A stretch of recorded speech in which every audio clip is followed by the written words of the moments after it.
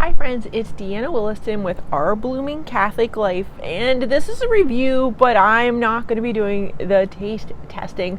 I'll have to give you an update that in the comments below because this is an order I just got in from Christine's Crab Care.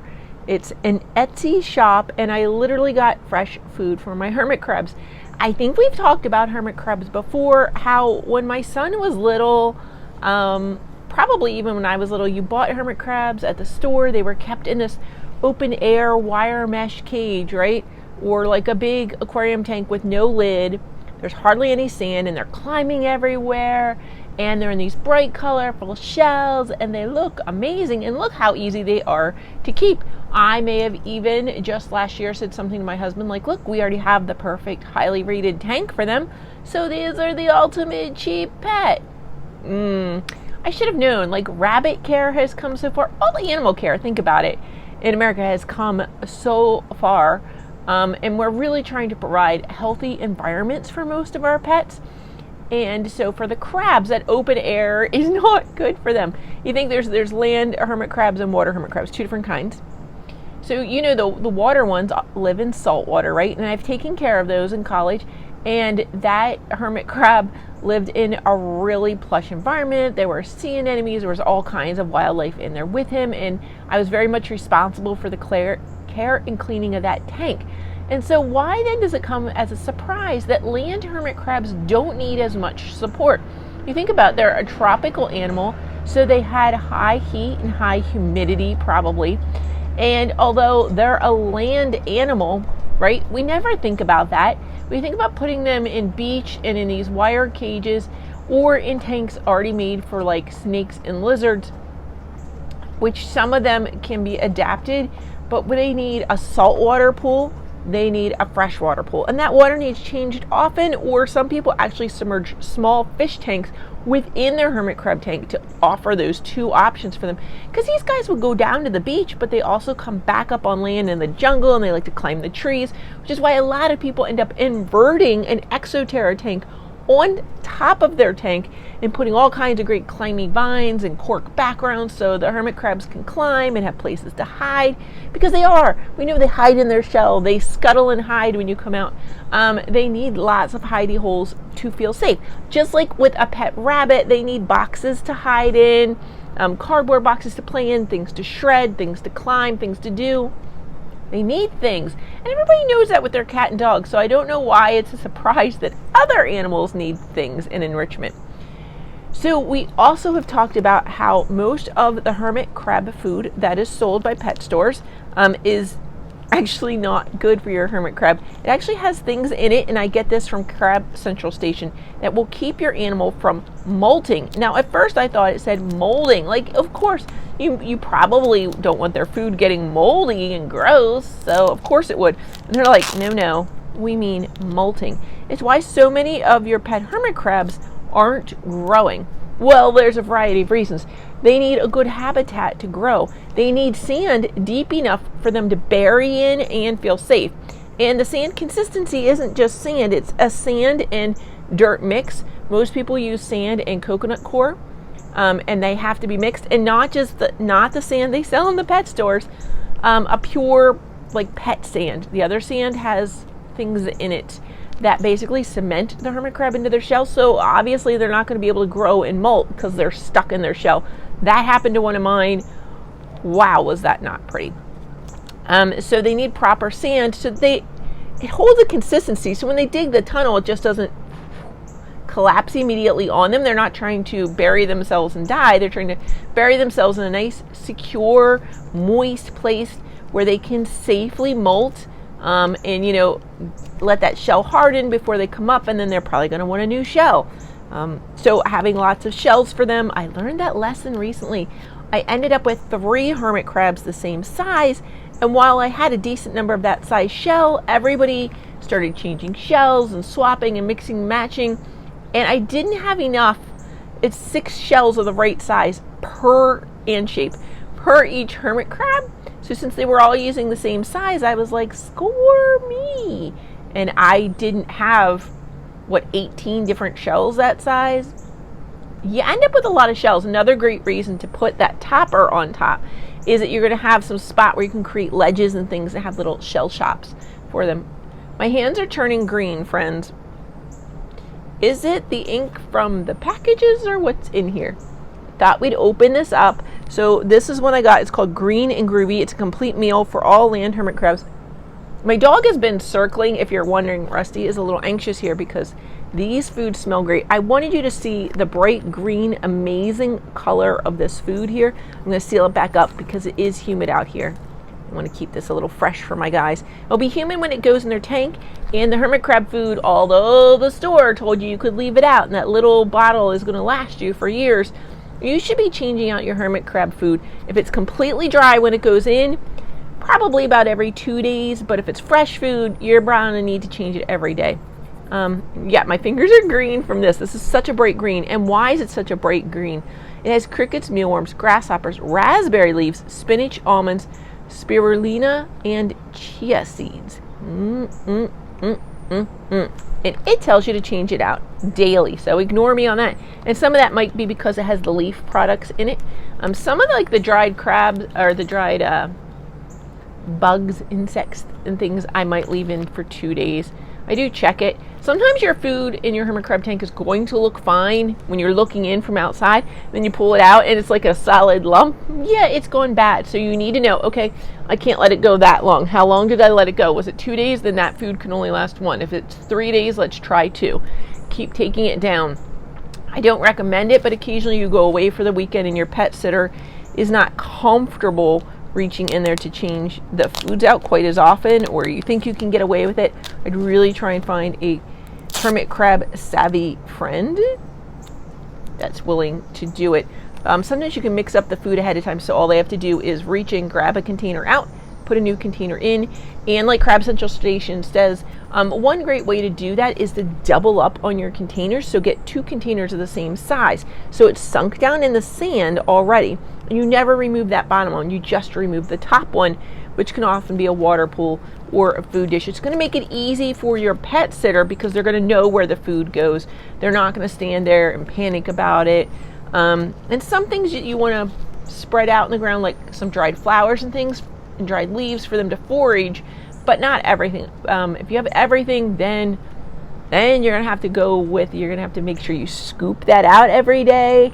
And that can be stressful for the hermit crabs as well for you.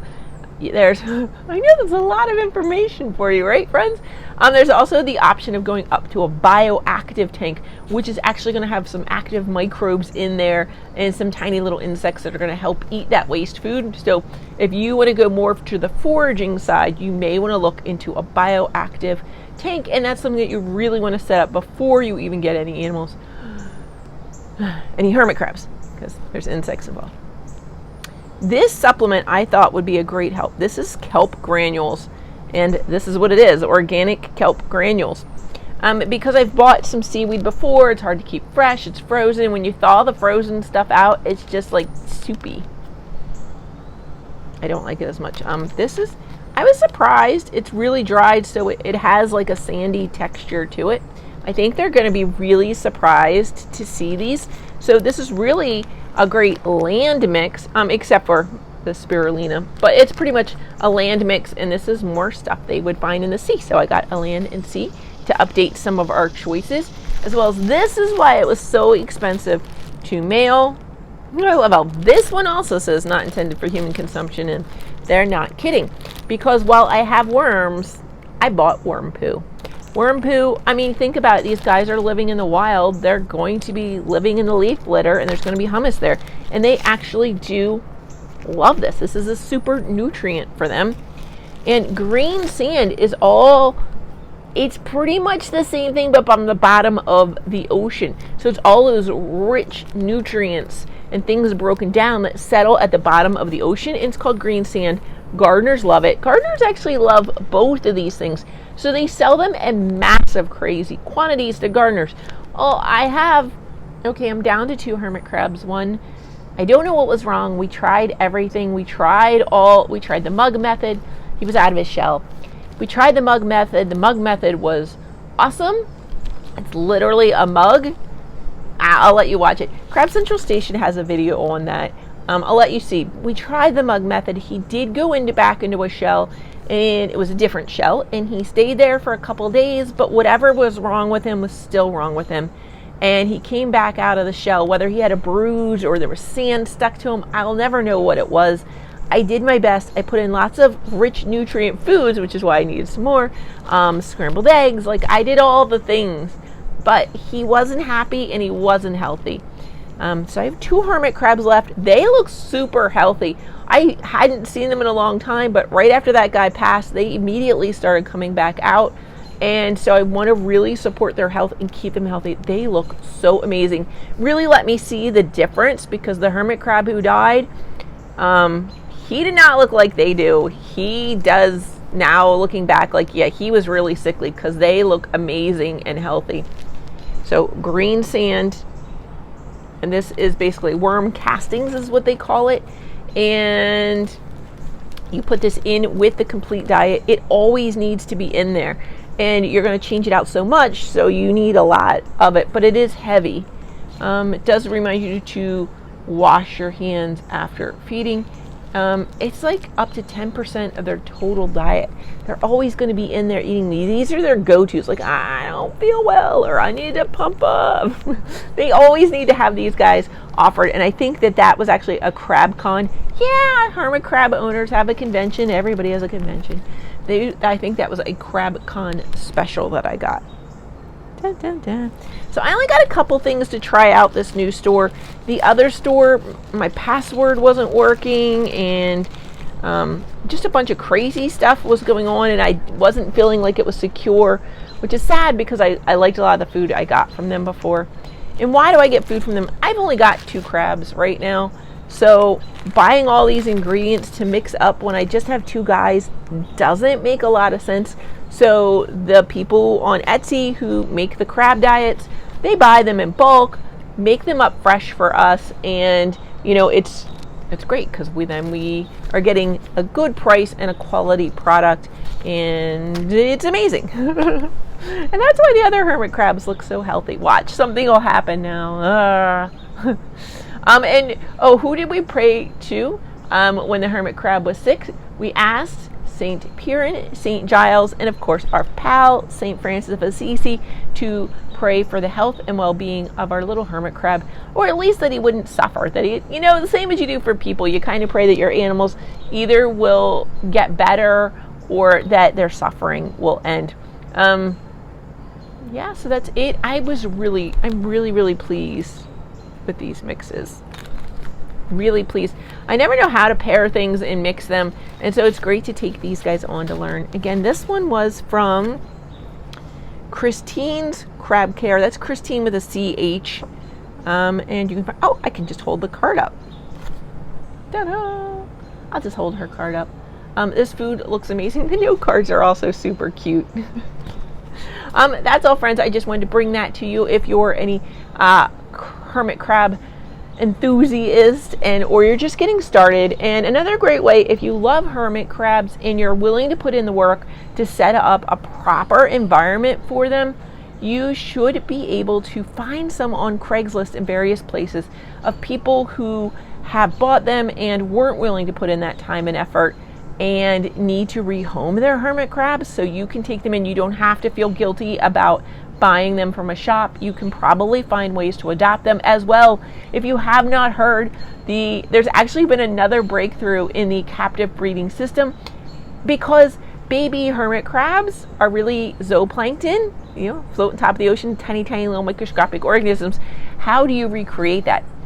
First, people's habitats that they've been creating in their houses for them have been so amazing that the hermit crabs had started mating, but they were just dumping their eggs. And some in the salt water, we didn't have a way to care for them, and people felt bad about it. So different hermit crab owners had started trying to come up with methods. Somebody wrote a paper, I feel like in the Netherlands or somewhere in Europe, and so these private people had just started trying to do it. And they've really worked out some methods. You really have to turn this container all the time. There's all these pipettings. It's kind of crazy because you have to change the water. so much to simulate the ocean is kind of crazy, but they did it, and they had little guys. Little Zoe made it to land. They picked their first shells, so they're becoming adoptable as time is going on. There's going to be a cost for purchasing them, of course. There's been a lot of work going into it, but they're not going to be taken from the wild and tortured the way so many others are. So probably worth the price. If you love hermit crabs, you're probably going to love them. Also, if you're getting them from a reputable breeder, you won't have to worry about post-purchase death syndrome. Because the little guys, when they come from those pet shops, which are open air, there's been so much damage to their lungs by not being in a human environment. Sometimes they just can't recover, and the malnutrition and all the crazy things, the competition that goes on, crazy stuff in pet shops. So the captive breeding program is doing well. They actually managed to transport some babies. So the thought is, if somebody has some hermit crabs who do successfully breed and lay eggs, but you aren't equipped to take care of them, you may be able to ship them to somebody who can. What? That's totally a game changer. Again, that is a huge party. Check that out. Crab Central Station, and also the Crab Street Journal and CrabCon, where you can find it. Look for those online. I'll try and have them, links to them, in the description below if I remember. There's so much exciting stuff going on in the hermit crab world. I love citizen science. It's amazing. Anyway, friends, I hope your hermit crabs enjoy their treats. Check out all the great shops on Etsy. There's people doing things that you can't do. There's things you can do that other people can't do. Oh my gosh, it's just amazing and fun, and you're going to be inspired and love your little friends even more and better. Yeah. I mean, yeah. And stay tuned. I'm going to have a show on about loving animals. That's where that thought was going. I'm going to have that on one Friday soon and talk about St. Francis and the animals. A real talk about St. Francis and the animals. Anyway, friends, God bless you. In the name of the Father, and the Son, and the Holy Spirit. Amen.